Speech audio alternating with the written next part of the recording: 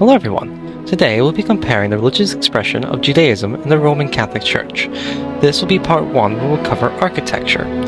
These videos will cross-compare how the Christianity evolved and changed from the larger Jewish faith.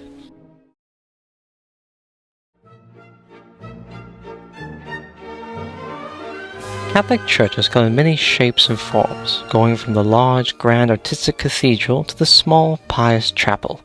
This is because the Catholic Church is built upon a hierarchy system, starting with priests and deacons having chapels, bishops and archbishops controlling cathedrals that get more and more large and artful until you get to the top, where the Vatican and the Pope resides. With this, each cathedral can look different depending on the location and the historical time it was built. But most churches, big and small, follow a general floor plan and have particular architectural needs and standards. The standard chapel usually has a row of seating, called an alley, and a front altar called a shawl, where the chapel and church's priests and deacons perform homily, break bread, and say prayers towards the audience. Interestingly, the Catholic Church used to perform away from the audience, facing towards usually a depiction of Jesus Christ or God. This was changed in 1963 and 1965 with Vatican II under Pope John XXIII to what we know today, where preaching is done in English and they are facing towards the audience. With this, the Catholic Church are usually decorated with gold and silver and have a large organ and space for a choir in the front. They also have depictions, paintings, and statues of saints, Jesus Christ, Mother Mary, angels, and possibly God themselves. These depictions usually look down upon Catholics from heaven or just from a high elevation, showing their religious and theocratic authority. You also see this branching authority in their architecture of cathedrals that force a person to look up upon them and see their looming presence and old political and social authority that shadows cities in Europe and the New World. With this architecture, you also see usually a large window fixture that's usually very ornate, and a large bell tower where Catholics will ring bells to signal when it's time for prayer and congregation.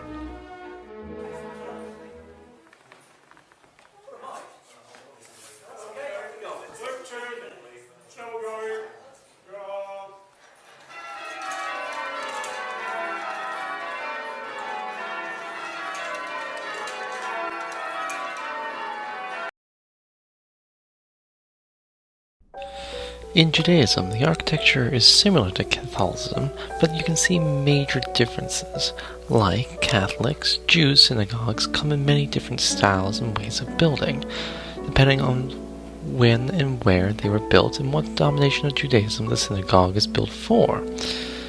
With this, most synagogues follow a general interior floor plan and have rules for how they use the space. Alongside this, a synagogue means a gathering. It doesn't need to be a large building like a church. Jewish persecution throughout history have made Jews make synagogues out of homes and local buildings.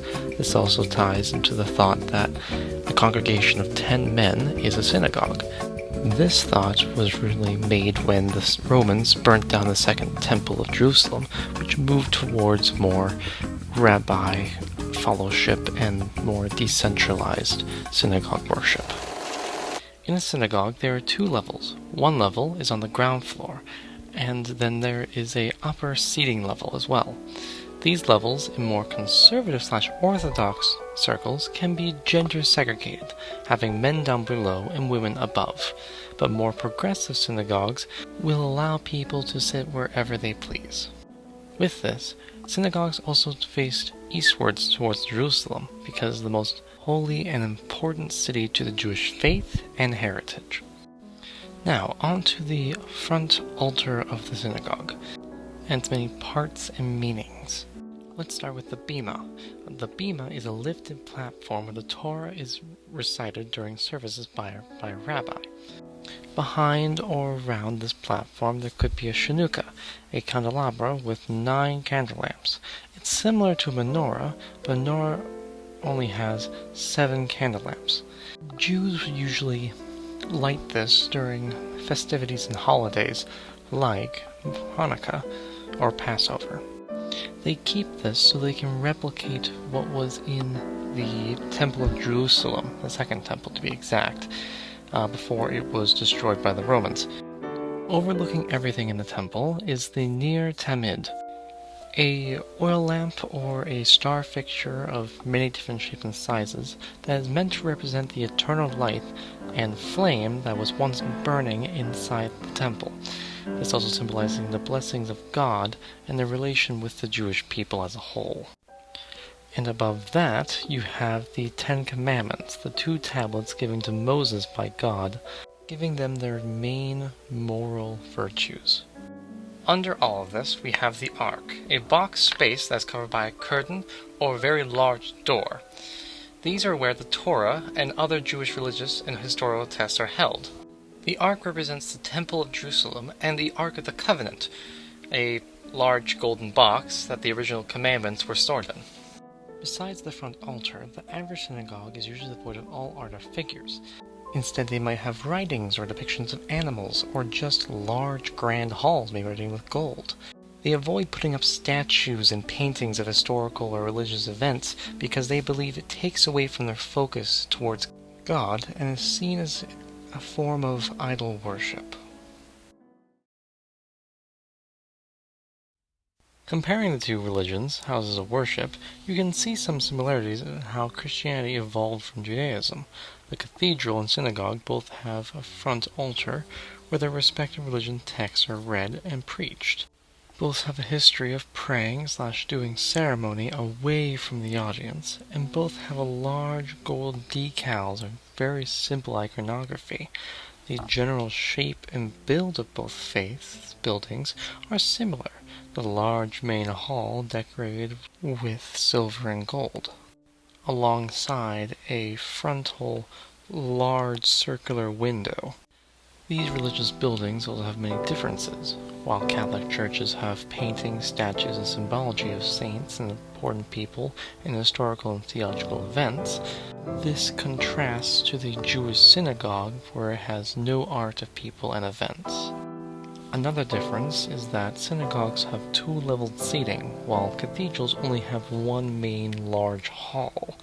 Cathedrals have bell towers to call prayers, while Jews have towers to call prayer via voice. The architecture of these 2 buildings are close, but you can clearly see that the Catholic Church evolved from the Jewish faith and the synagogue worship in the architectural form. Either way, I am going to go to bed. I haven't gotten sleep, and it is clearly 2:16 at the end of this. Good night, have a good day, bye-bye everyone.